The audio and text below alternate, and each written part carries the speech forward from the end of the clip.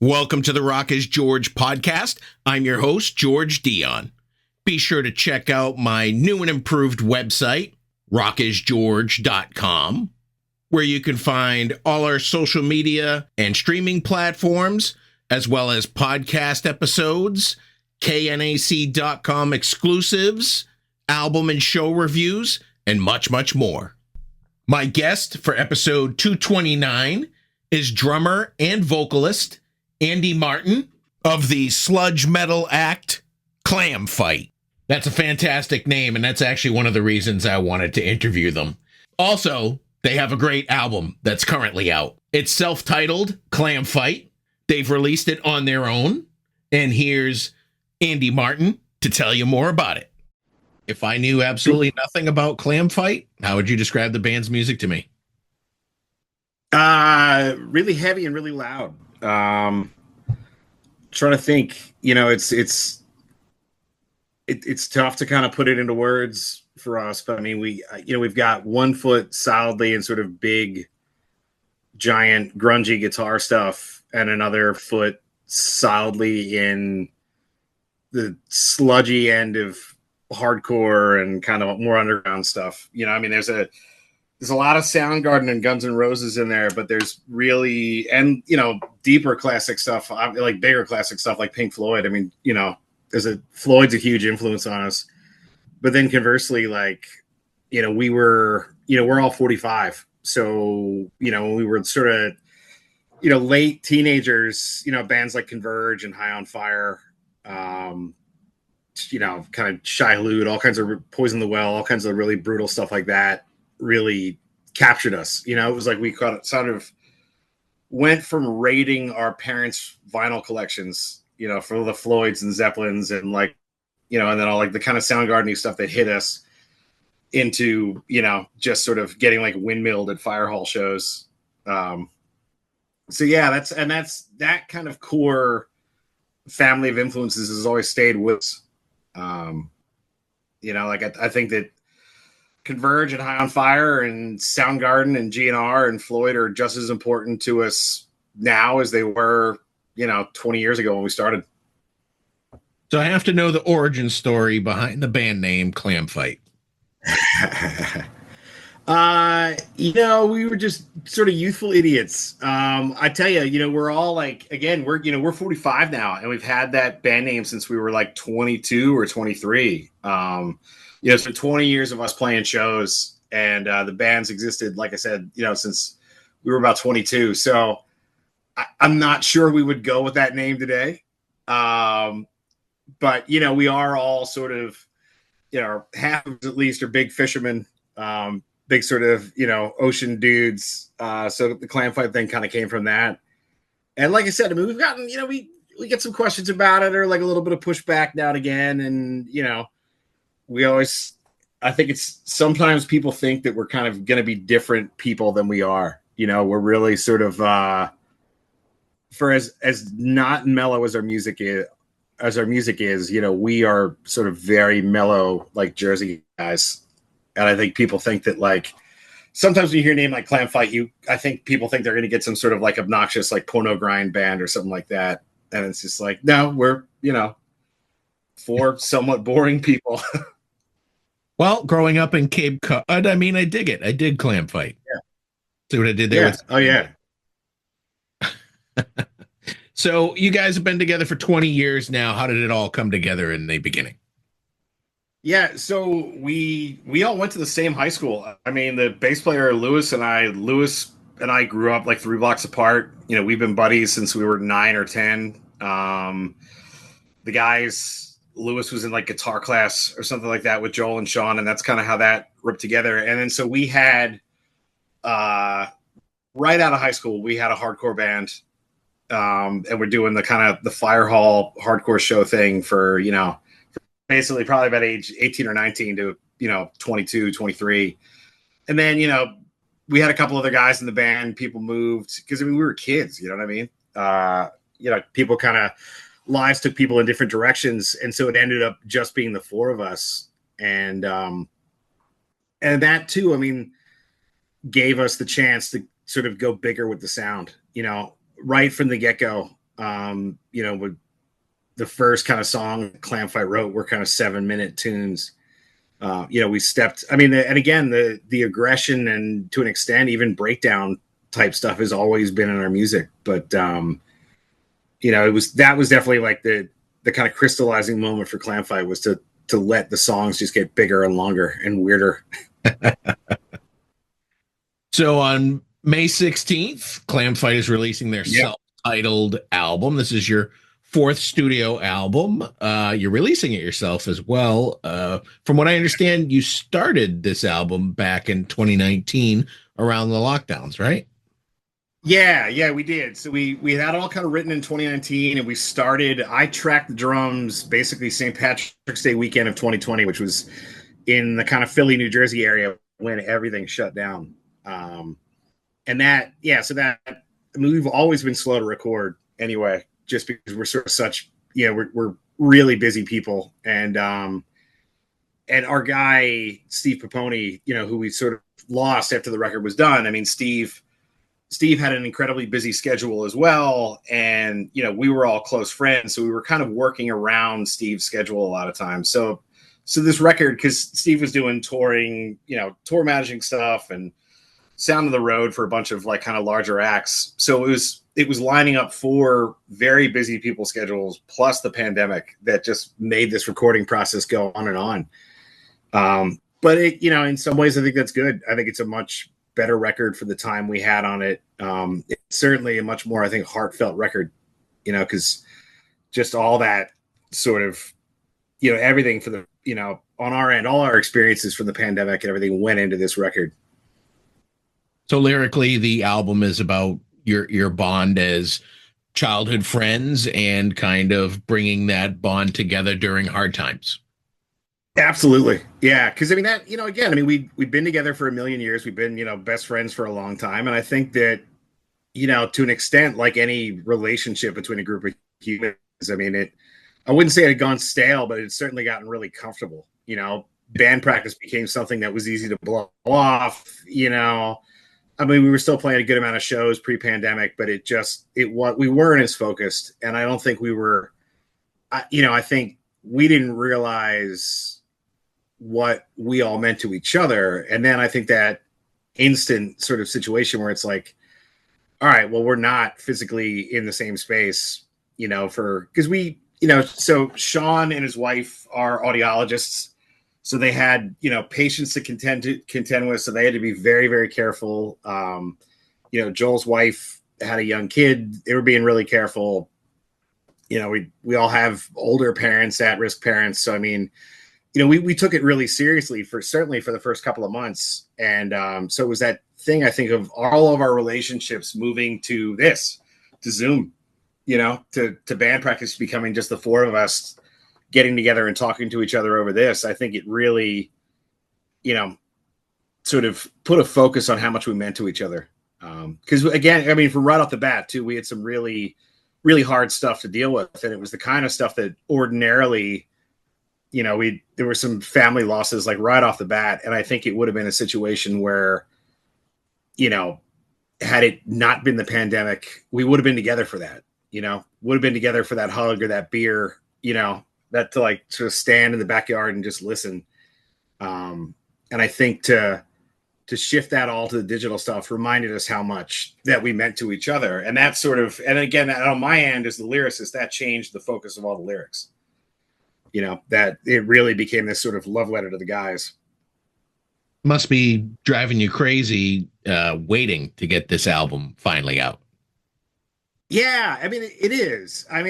It's just like I said, it's just been a journey. And it's wild that, there's a couple of like band kids that did not exist when this record when the tracking was done, there's like 2 additional little band babies that weren't around before that. So it's wild the passage of time, but I think it just sort of worked out in a way that I think has made sense for all of us.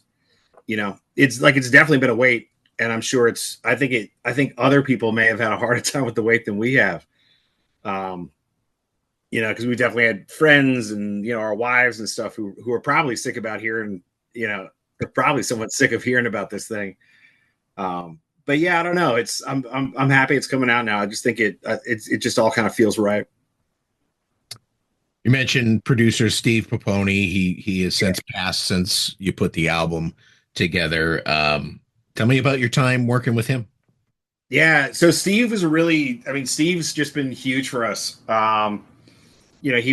We met him as a sound guy in doing live sound in Philly, and he and his business partner Dave Downham have a studio called the Gradwell House. They've done a ton of, they did Rid of Me's last couple of records. They've done a ton of like very large indie rock bands, and Steve, for whatever reason, took a shine to us live. And when we didn't know the first thing about sort of really recording, we had done our own sort of like terrible self-recorded demo, and Steve, like, I got drunk at a show and left the microphone with Steve when he was doing sound. And he's like, well, I'm going to give you your microphone back, but you got to come see my studio. He's like, you got to meet me here and get it. And their current location also in Jersey has an incredible live room, but their last spot was this big warehouse. And as a drummer, like walking in there and just seeing this enormous space for me to play the drums, it was like, all right, I guess we probably gotta do this.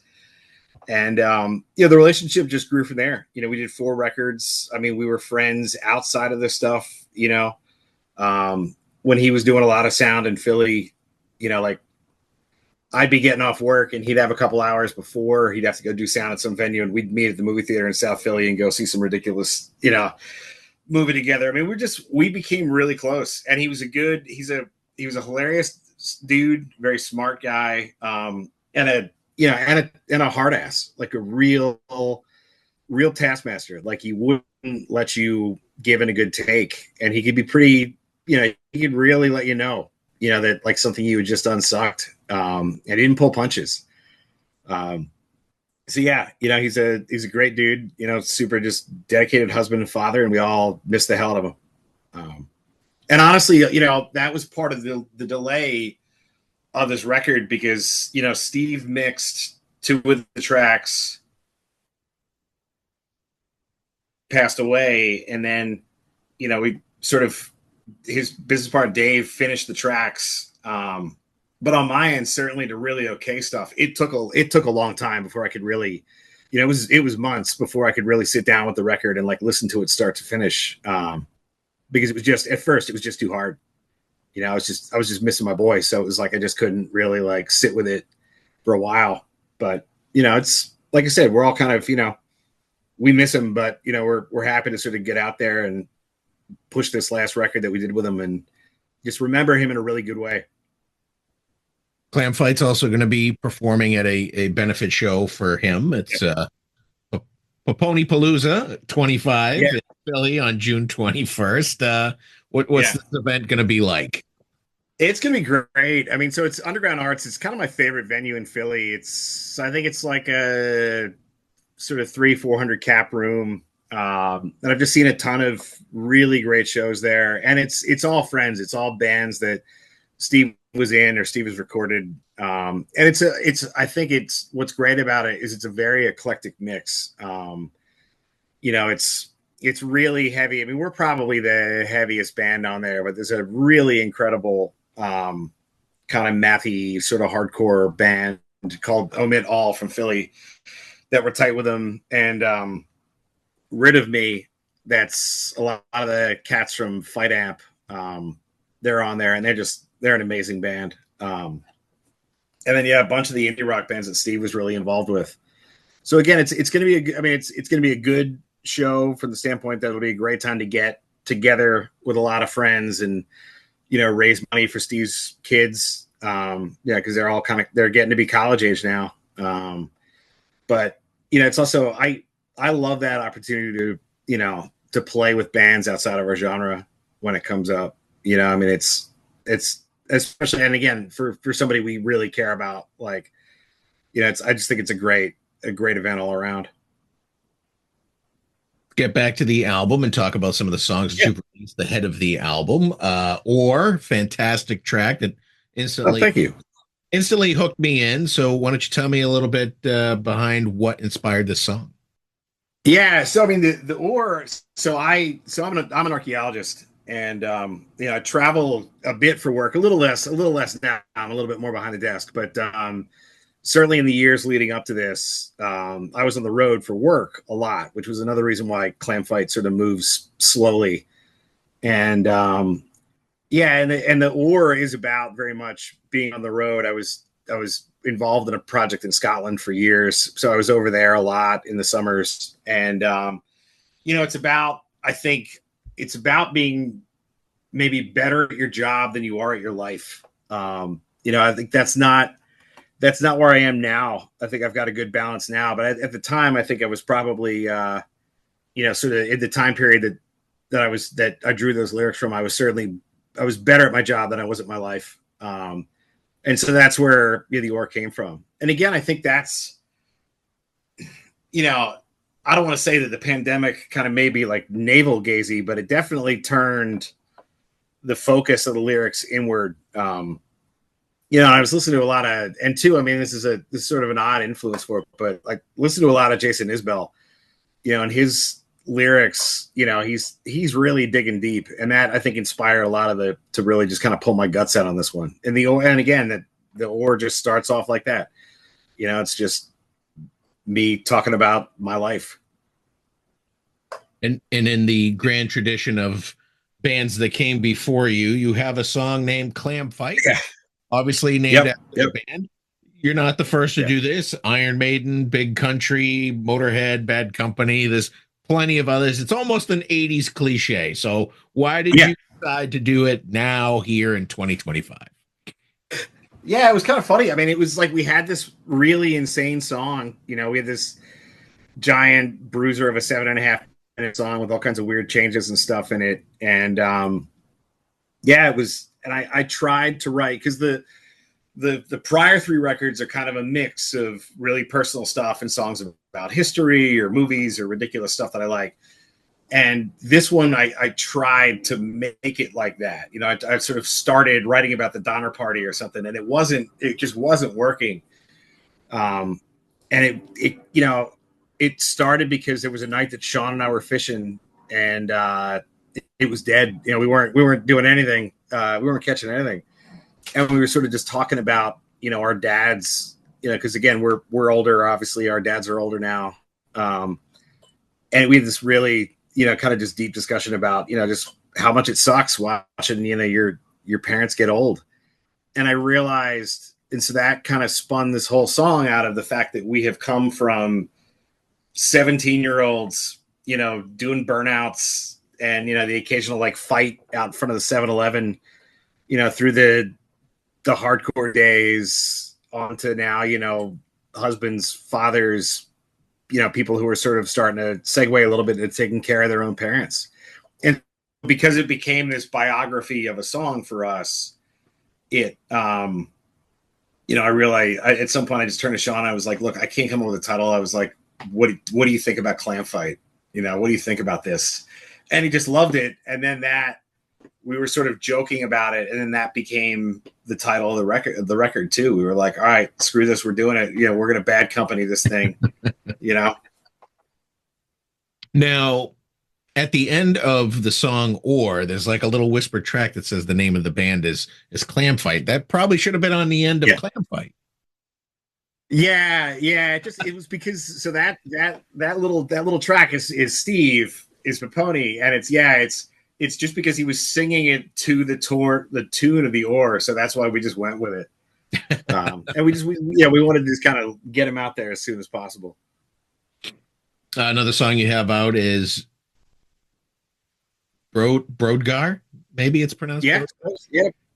And Brodgar, and that features Sam Marandola from Oldest Sea on vocals. Why don't you tell me how that song came together? Yeah, totally. So that's another song that was directly about the project I worked on in Scotland, which was an incredible site called the Ness of Brodgar. And it's trying to get too into the archaeology weeds, but it's a 4,000-year-old site, all these sort of stone buildings in between like 2 stone circles. And that site really consumed a lot of my life for a long time. It was 7 or 8 years of going over there for kind of 2 months in the summer. And you know, it was, again, that's another one of these where it's kind of a love letter to the people that we dug with, you know, because when you're dealing with the miserable weather, when you're dealing with this incredible archaeology that you know that's been there for 5,000 years, and you don't want to be the one to screw it up, you know, as you dig it. You know, it's a lot of pressure, and it makes people tight. You know, I've got a lot of very, very close friends from that. And so, you know, one half of the song is very much a tribute to them and to, you know, Orkney itself, which is a place I love. But it just got me thinking about, you know, this site when it was occupied. I mean, it must have been something similar for the people who lived there, you know, an important place that they sort of came and went. And so because it kind of had that, you know, melancholy side to it, the missing people side to it. We had played a couple of shows with Oldest Sea, and we had hit it off with Sam immediately. I mean, Oldest Sea, I mean, everybody, that is a doom band that people need to check out like immediately. They're just incredible. And Sam's stunningly talented and just a great human being. So it was, I mean, and you know, she and her husband are from Jersey. You know, we're all kind of South Jersey folks, so we got along really instantly. So when it came around to that song, I kind of wanted female vocals on it. And again, Sam's stuff is so haunting that Sean and I asked her, and she was like, yeah, of course. And so, you know, she came to the studio, we knocked it out together and had a great time. And, you know, we've done it live like once. And that was awesome. I'm sure it'll happen again. And again, I think it's just, I don't know, you know, we're real, just kind of mellow dudes. And, you know, we really like people that are similar to us, you know, and there's, for as all the sort of, you know, for as good as Old Sea is as a band, like they are just some very normal, regular kind of goofy people. And, you know, we get along. So that's kind of the prerequisite for working together, I guess. So while you're doing your archaeology gig out in Scotland, how much scotch did you consume? Oh, all of it. Yeah, quite a lot. The sort of Highland Park distillery was kind of right down the road. So yeah, I mean, Highland Park, like a single Highland Park, basically, I think cost about as much as like the Scotch equivalent of like Miller Lite. So, I mean, I was just on a Friday night. It was a lot of carnage. Love Highland Park. Love anything from that region, actually. Yeah. The album cover art was done by Morgan E. Russell. There's a lot going on with this cover. Why don't you tell me what's going on there? Yeah. So, so Morgan's from Scotland. She's a good buddy that I had met through the dig. She's done a couple of shirts for us as well. So again, it was, you know, we just tend to work with our friends over and over again. And, you know, Morgan's a buddy from over there, and we'll have to put it on our Instagram at some point. The sketch that I did for the rough art is just like the worst thing imaginable. Like it's just such a terrible drawing. And somehow Morgan translated that into this, you know, I mean, this art that we're all so impressed with, you know. And so, you know, there's a lot of, because again, we're all kind of big outside guys. You know, especially me, I spent a lot of time outdoors, and, you know, so that there's a lot of forest imagery on the record. There's a lot of ocean imagery on the record. There's a lot of birds that get referenced in the lyrics. There's a lot of fish getting referenced. And so we kind of, you know, when I came to Morgan with this, I said, hey, I want art that's kind of half land and half sea, you know, half forest and half ocean, because those are my sort of favorite places on earth. And she crushed it, just absolutely crushed, you know, that of bringing those themes together. And again, too, it's also, I mean, it's the fact that it's all sort of black and white, you know, is this sort of really nice sort of somber thing that sort of fits the record.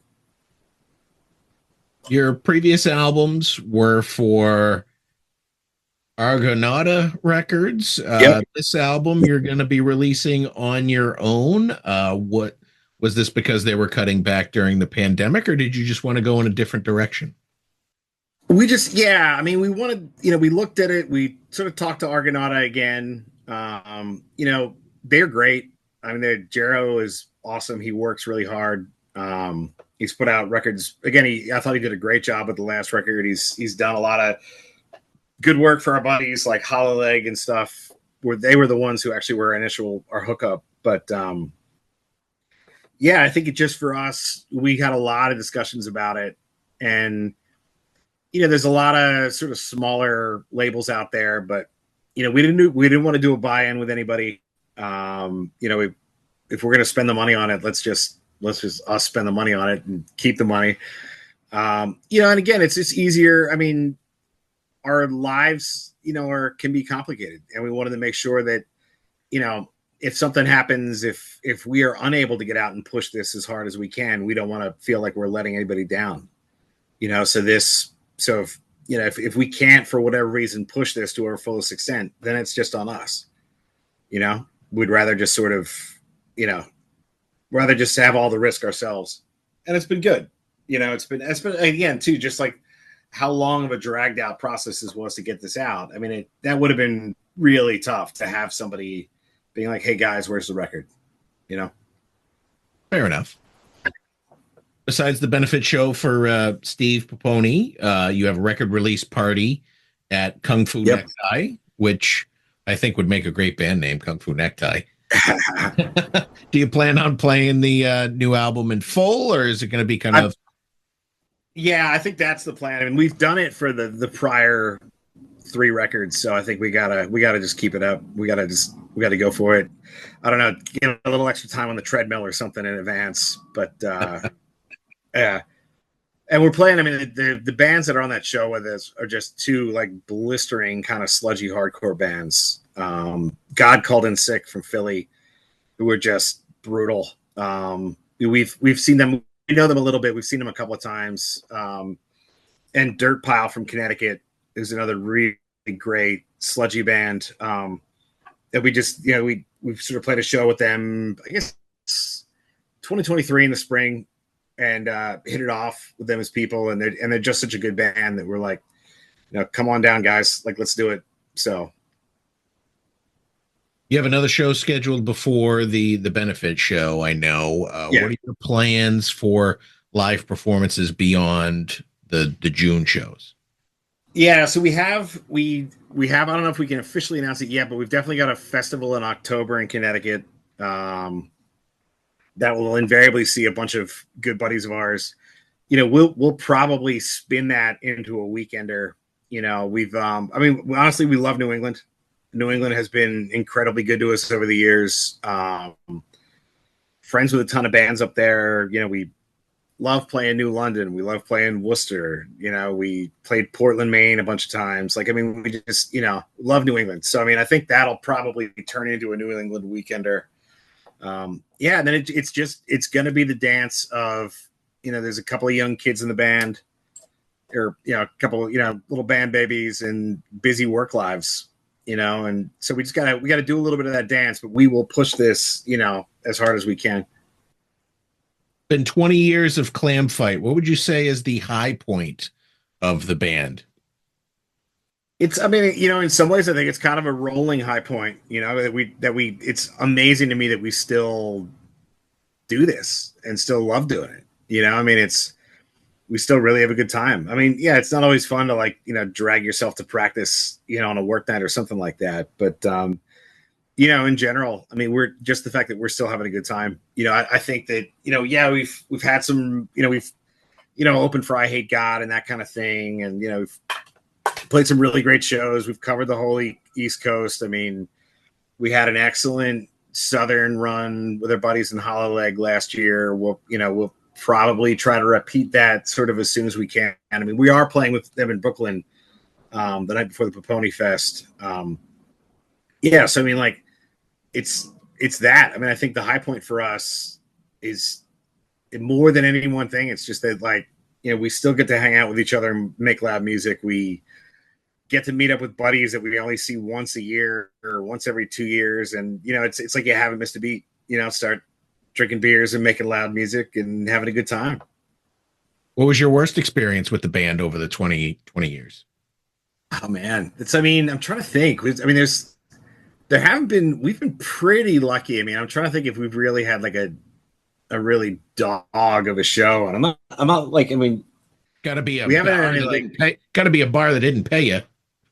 Oh yeah, I mean, yeah. There's been plenty of that crap. There's been weird stuff. I mean, there was certainly there was a show we played in Connecticut one time. I mean, a million years ago, and the guy who booked it was a nice guy, but like, kind of one of these deals where like he paid us in a bag of weed, and then like when we were leaving, I'll still never forget this. Like our buddy Aaron from When the Deadbolt Breaks pulled us aside very seriously, and he's like, guys, you're going to your hotel tonight or whatever. He's like, you got to be careful. He's like, this is a sailor town. And we're like, what does that mean? And Aaron just sort of like disappears off into the night. And we're like, so yeah, we go back to the hotel and it's like, well, what are we going to get? Like press ganged, we're going to get like sent to Singapore. Like what's happening here? Like,